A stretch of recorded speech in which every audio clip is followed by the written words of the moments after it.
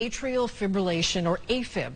September is Afib Awareness Month. What you need to know from the latest treatments and how effective Afib apps are. Joining us is Hartford Healthcare Cardiologist Dr. Charles Rouse with the Heart and Vascular Institute at St. Vincent's Medical Center. Doctor, welcome. Hi, thank you for having me. Great to have you. So let's begin with what is Afib? What are the signs and symptoms? So atrial fibrillation is a heart rhythm problem where the heart starts beating irregularly. So as you'd expect, the most common symptom is the feeling of irregular pounding in the chest.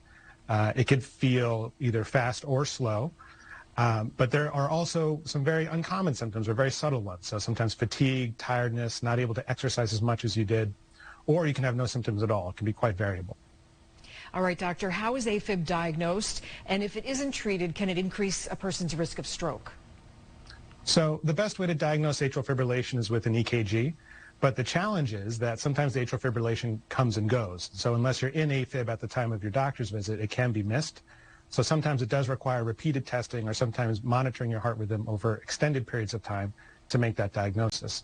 And obviously the reason this is important is because it does increase your risk for stroke. It is a very common cause of stroke, actually.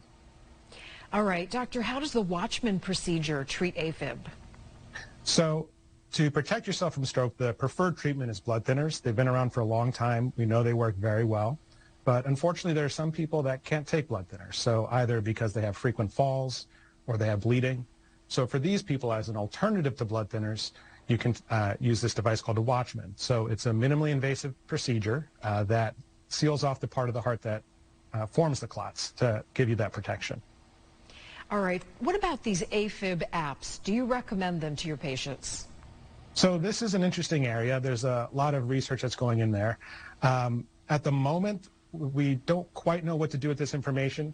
There's a lot of variability in the accuracy of these apps, and we're not quite sure how actionable they are. So at the moment, I don't recommend them across the board. In certain specific cases, if you work with your doctor, you can come up with a plan that sometimes these can be useful, particularly ones that track your rhythm with an EKG, like watch devices or ones that you can make small mini EKGs. And doctor, who is most vulnerable to getting Afib or having Afib? Is there a sex, an age, a health condition?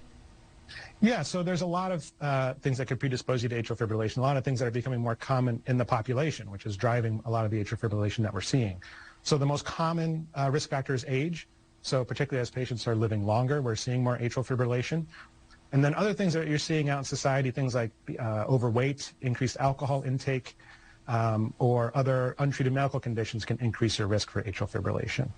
All right, and people can find out more at hartfordhealthcare.org/heart. Dr. Charles Rouse, thank you for joining us. Great information.